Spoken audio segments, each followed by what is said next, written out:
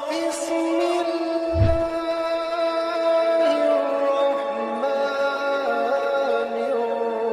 الرحیم۔ اور اگلی جو بتا رہا ہوں اللہ مجھے معاف کرے، وَتِلَاوَةِ القرآن، ہمارے شیعہ کی پہچان ہوتی ہے، ایسا اس کا رابطہ ہوتا ہے قرآن سے۔ لوگ کہتے ہیں اگر قرآن کی تلاوت دیکھنی ہے تو ان کی دیکھو جا کر۔ اللہ مجھے معاف کرے کہ میں یہ جملہ بول رہا ہوں، ادھر قرآن کے ساتھ رغبت ہی کوئی نہیں۔ حق یہ تھا قاریان قرآن سب سے زیادہ ہمارے ہونے چاہیے۔ قرآن کے بارے میں پروگرام، قرآن فہمی ہو، قرآن سے مربوط جو بھی ہو، سب سے زیادہ ہمارے یہاں ہونے چاہیے۔ تب علامت بنے گی نا، قرآن کا ذکر آئے۔ میں آپ کی خدمت میں عرض کروں، اگر مجالس سے عزاداری اہل بیت کا ذکر آئے، کون سی قوم ذہن میں آتی ہے؟ شیعہ آتے ہیں نا۔ ایسا ہی قرآن کے بارے میں ہونا چاہیے، اور یہی حدیث ثقلین کا معنی ہے۔ پہچانے جاتے ہیں اپنی قرآن کی تلاوت سے، اور یہ تلاوت کا بھی جو لفظ ہے نا، اس سے بھی کوئی مس گائیڈ نہ ہو جائے۔ تلاوت کو بعض لوگ محدود سمجھتے ہیں عربی تلاوت میں، نہ، عربی تلاوت حتیٰ کہ قرآن مجید کے الفاظ کو دیکھنا، اس پر بھی اللہ نے اجر، احادیث میں اجر بتایا گیا، کوئی شک نہیں۔ اس کو دیکھنا بھی انسان کے لیے برکات رکھتا ہے۔ وہ جب بغیر سمجھے پڑھ رہا ہو مثلا، تب بھی اس کے لیے اثرات رکھتا ہے۔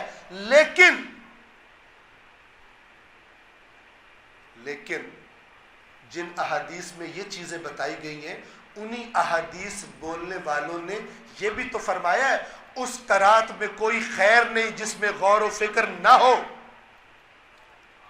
آدھی چیز کاٹ کے کیوں بتائی جاتی ہے، باقی آدھی کیوں چھپا دی گئی ہے؟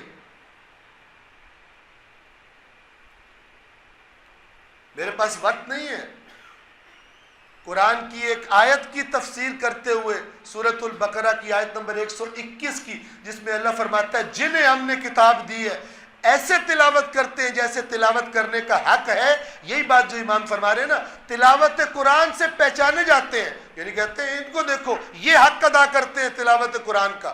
امام نے اس آیت کی کہ اللہ تعالیٰ فرماتا ہے جنہیں ہم نے کتاب دی ہے ایسے تلاوت کرتے ہیں جیسے تلاوت کرنے کا حق ہے، یہی لوگ اس پر ایمان رکھتے ہیں۔ یہ اللہ کے لفظ ہیں، البقرہ کی آیت نمبر 121 کے۔ توجہ فرما رہے ہیں، اس میں جو حق کے تلاوت کا لفظ آیا کہ حق کے تلاوت کس کو کہتے ہیں، کیسے قرآن پڑھا جائے تو حق کے تلاوت ہوگا، اس میں اسی امام کے فرزند امام جعفر صادق علیہ السلام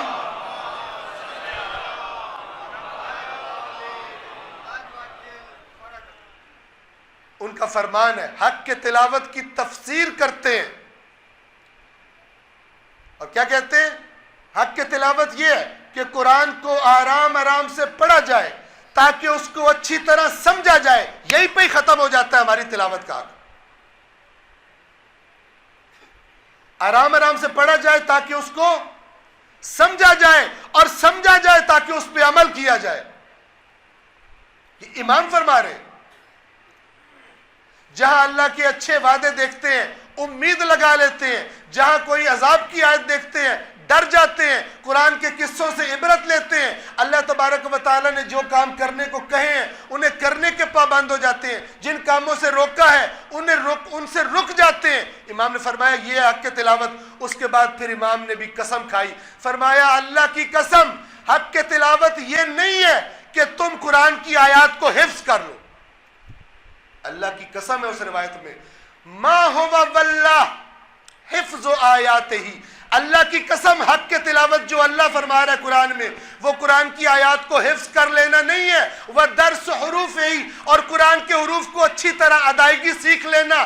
اللہ کی قسم حق کے تلاوت نہیں ہے، وہ تلاوت سورت، اور میں نے ایک آج یہ تلاوت کی، آج یہ سورت تلاوت کی ہے، اوپر والی صفات نہ ہو جو امام نے بتائی ہیں، ایسی صورت کی تلاوت کی عادت ہے۔